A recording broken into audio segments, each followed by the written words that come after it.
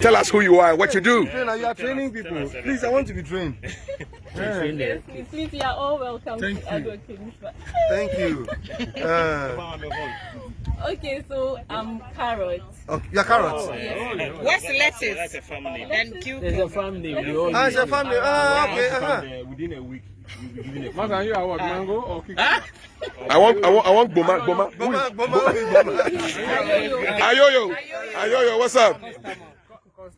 Okay. All right, talk to us. What do you guys do? What do you do here? Go ahead. So I'm the manager in charge of training and administration. Okay. Here, and Ayoyo is a field supervisor. Okay. Customer is also a manager for the field. Right. Awesome. How long have you been doing this work? I've been here for close to 3 years now. Okay. Yes. Did you always want to be a farmer? Yes. What exactly do you do in you're a farmer? What do you farm? Rice. Rice. Yes, what do you do? Personally, I don't have a specific work on the field. Okay. But I make sure everyone gets input to plant on their field. I come around to check the health of the plant. If there is any problem on the plant on the field, I help solve those challenges that they encounter on the field. Aside that, I also help train the youth that wants to know how to plant rice. Yes, and yes, I take care of administrative stuff with a bit of accounting also. Yes, so that's what I basically do. What's the best part of your job? Best part? It's actually the people. Okay. Helping them, helping the people. That's The youth. yes, the youth and even our workers. So day in, day out, people bring problems for you to help them solve, and I enjoy doing that. What are some of the problems? So aside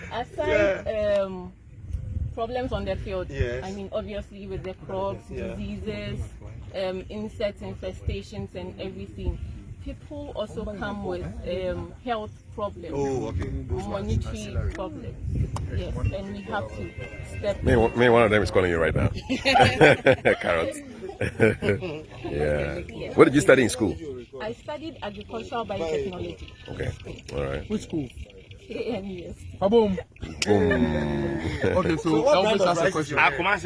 Wait, one after the other. Wait. Brand of rice is what's the brand of rice? Oh my. So Elvis, Francis has a question. Francis. So when you plant, how long before you harvest? 4 months. 4 months. Yes, that's 120. Yes, for the variety we farm. So you can do it all year round. Yeah, so we can plant twice in a year.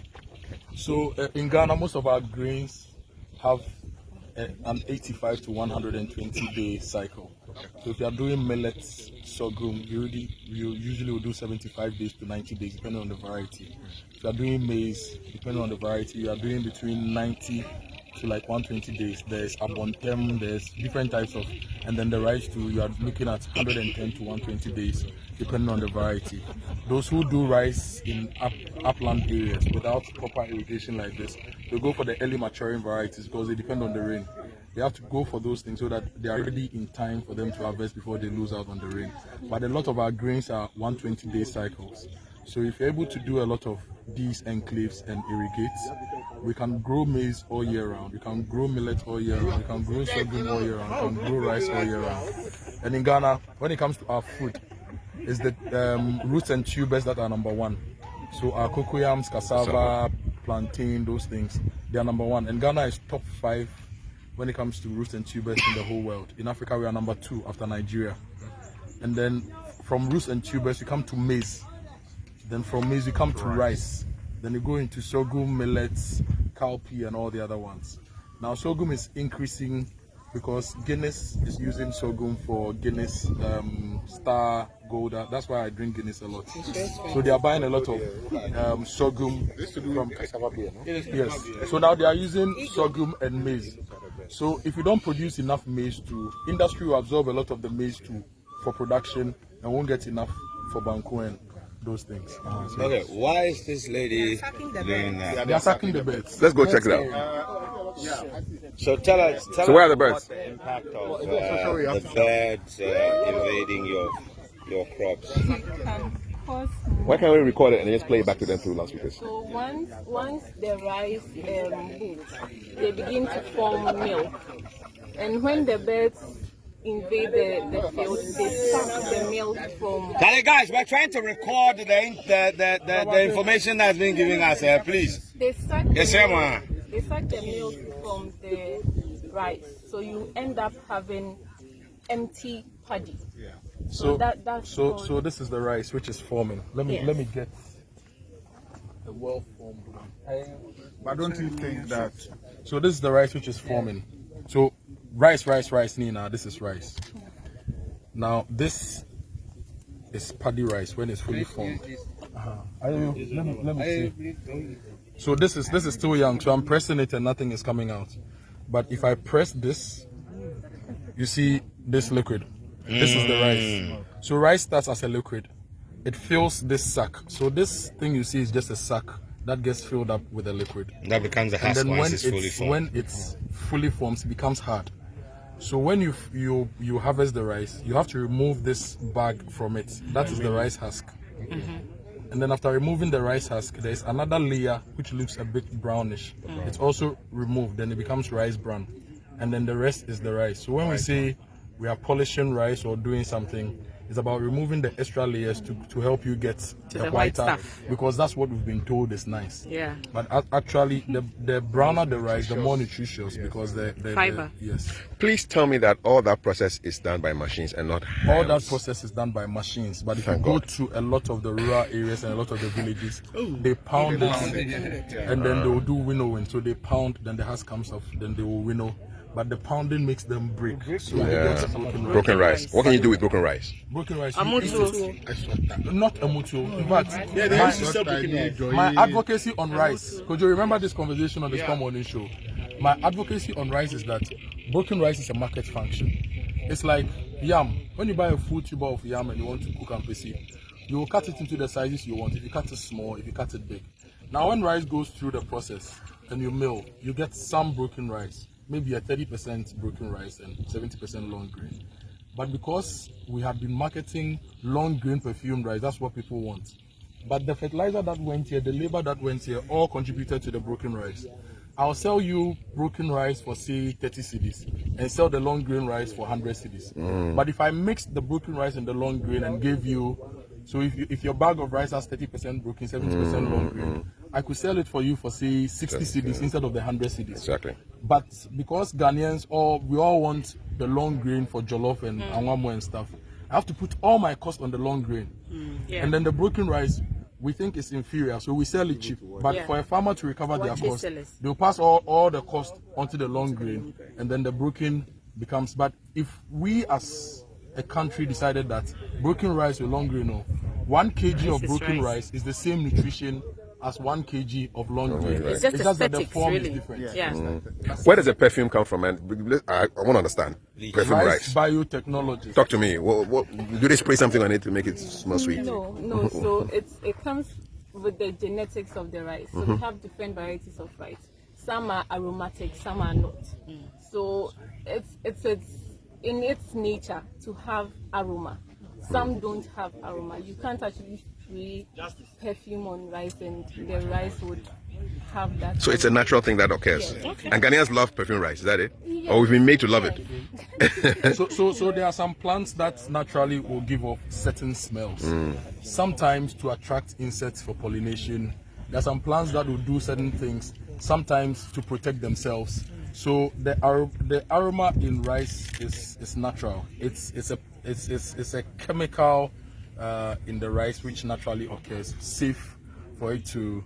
So if you look at that lady of the night plant we plant at home, it also gives off a certain smell. It's just a chemical that gives off the pleasant smell. So every crop has its own features. The rice we grow mostly now is Agra, Jasmine 85, and then ex-biker. So this is ex-biker, right? And ex-biker It's Biker. Yes, ex-biker. Vroom, vroom It's an biker. aromatic rice Don't brand. you think you need to stake the net to prevent it from touching the, Yes, that is so that the birds preferred- cannot have access? Yes, that is the preferred way, but it's very laborious. Yes, and labor intensive. On the league table, where is Ghana in worldwide production of rice? Where are we on the league? Oh, worldwide. Who is number one? Oh, number one, China. China, India, Thailand, those countries. Number one. Ghana, I don't know where we are, but we are not on the top. Because we actually import a lot of rice. We import close to $400 million worth of rice.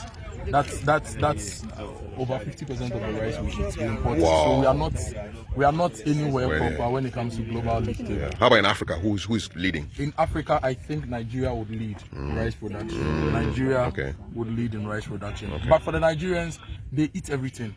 They don't know what perfumed rice is and what. So they just grow the rice and eat it. Eat it themselves. They've not segmented the market like we have focused just on long grain perfumed rice. Yeah. So. But again, it's a market function, like you Yeah. explained. Somebody deliberately Exactly. puts that message. Yeah. Premium. That rice is rice as long as it's Nigerian. Yes. So there's something we Abacha fall did. in. There's something Abacha did. When Abacha was head of state, he said he didn't understand why the state will give forex to breweries to import malt and barley to come and brew alcohol for people to drink. So if the breweries want the raw material, they should grow it in-house. Finish. So they experimented with all those things. It didn't work. And then they did sorghum. And then sorghum started working for them. They added maize. So Guinness, Nigeria, started using sorghum and all those things. And they stopped importing. So if you're a company that wanted forex to import raw material, the state won't give you. Finish. And then the allergies realized that the breweries were buying a lot of sorghum, and then they also got together and got large tracts of land to farm sorghum and the maize for them. So sometimes policy, if we say all the companies like the Olams and all these companies that import rice, we are not giving any company forex, or we are putting tariffs on it. And to import 1 ton of rice, you should have produced 1 ton of rice. Then we can push a lot of the capital into this space. But now, Agrokings, New Age, a few companies have been left to do the large scale rice, and the rest are the small scale farmers. So we need to also be a part of policy, change policy, and then to change where the investments go. If we are even constructing roads, we should ask ourselves, where does this road lead to, and how does it feed the country and add to economic development? To be honest, this is what I had in mind when I asked you the question about how the planting for food and jobs connects, because my expectation is that if this model works, government should already be thinking about it, right? That we want to replace this import, and this system works. So it's no longer just about providing infrastructure for them to do it, but we have to ensure that we protect the value chain all the way. So that's what I actually thought I would hear, that Agric Ministry has seen what you are doing and they are thinking ahead. Have they seen what you're doing? To be fair, they've seen what we are doing, and they are actually also trying to replicate whatever is being done. So they are trying to do more, because this was at a point, the idea for this came when Ghana was hot, and then they were like, can you guys do this? Let's do this. So it's been done. There's a template. People see how it can be done. People see the numbers and everything, so it can be replicated and done elsewhere. Ideally, we need to also start talking to our development partners, because a lot of the money the development partners bring into the states are not for capex. They are bringing money for opex. So Operations. So somebody wants to give you money, but he says you can't use the money to construct a road or buy a tractor and do this. You can use it to buy fertilizer and seed. And sometimes you think about it, the fertilizer we're going to buy from them, of course. So the money may even. So in some of our negotiations for catalytic funding and development funding, we also need to start looking at some of these things, because there's a lot of money with a lot of the development agencies that are not going into anything. Some of them are doing trade improvements, and this trade improvement, they will help you do all your global gas certification and all certification to be able to export to them. And then when you are ready to export, Tesco will give you an order for 10,000 tons of mango a day. You can't meet it, and they say we gave them the opportunity, they couldn't meet it. And then they will. I'm speaking my mind. Sometimes the system is just built as a Adanko Dadadre. They're just doing certain things to check boxes, but not really Helping. have impact. to help.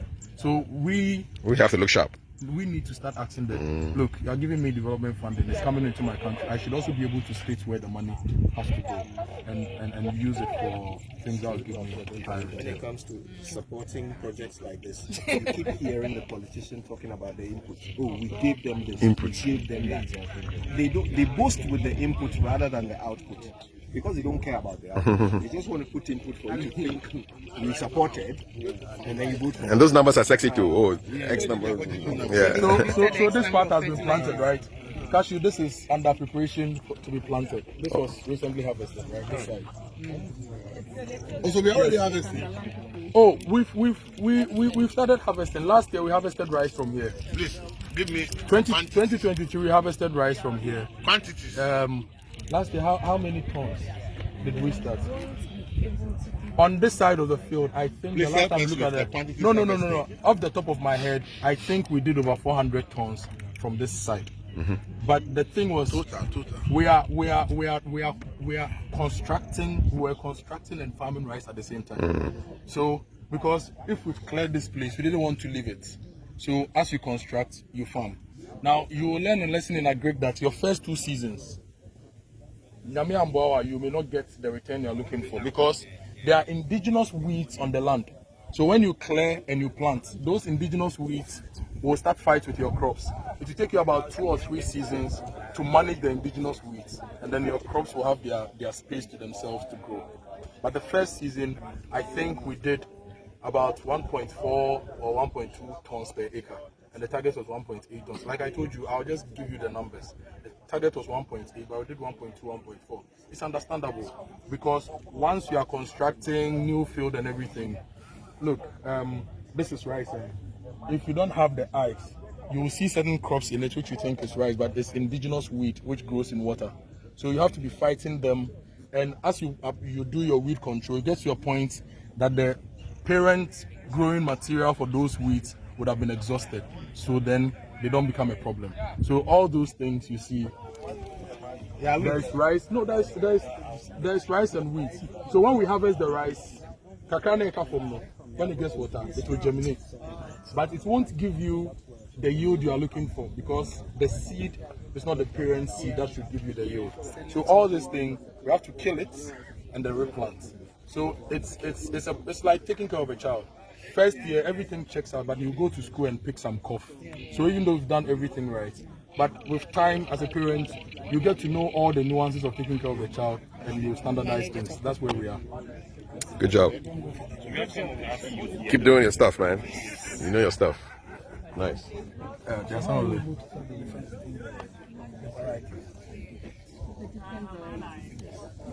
How the plants look.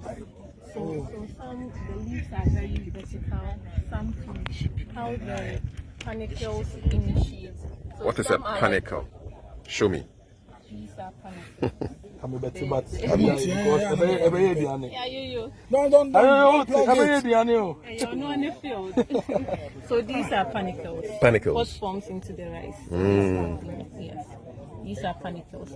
So some of them, the panicle and the leaf shape is 90 degrees. Some of them too is tilted. So depending on how it looks, then you know which variety is it. Do you have varieties that are indigenous to Ghana? Like this is only what this grows in Ghana alone. No, we don't. Historically, rice is not a crop. Rice, like cocoa, is not something that was in Ghana. Even plantain wasn't in Ghana historically. Which ones are the ones you have Ghana cards? The Ghana ones. Which be the ones? Cassava? Even cassava, I read that cassava was introduced into the space. So Yam? that rice Maybe yam? Yam, maybe. But even cassava, but plantain, rice, a lot of things were introduced. What were our guys eating, man? For chilies and all those things, chilies are from Asia. Okay. India, the Asian countries, Southeast Asia, chilies originally are from there. So every crop has its provenance. Cabbage and all those things, they are from. There are some videos I can share with you that has the history Of the and particulars. the origins of every crop in the world, from fruits, vegetables, plants, everything. How about maize? Maize? Maize was not indigenous here? No. Wow. See maize. What were our people eating? They were eating fruits. They were eating fish. My brother, They were eating game. Okay, a lot of bush meat and things. Yeah. Snails, I fish. want to ask him a question. There are a lot of young men sitting in the comfort of Accra, and you find yourself on a farmland planting rice. What motivates you that you are here? The social life is cut. Your social life is virtually cut off. So actually, when I went into agriculture, one of my aims is to eradicate the importation of rice now. So as a company goes, and that is also their aim, it was a joy for me to also join them, to be able to go with that same energy and the speed they are trying to eradicate that, and then with the little energy and the effort I can put inside, then we can achieve that together. Do you think this is worth it? I mean, in terms of the monies you are getting from the input, what you are putting in, the effort you are putting in. So it's the effort. It's not mainly money, but if let's say it's my heart desire to do it, it's my effort. What were you doing before?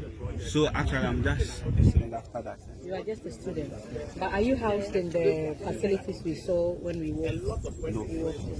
So you come here every day? No, so I did my internship here. That was way back to 2022. Yeah, so after the internship, and I decided to join. So you work here now? Okay. All the best. Become a big farmer. Yeah. This is what? Ayoyo? Why did they give you all these names? This is your. We look at your characteristics. So what was your character that brought you here?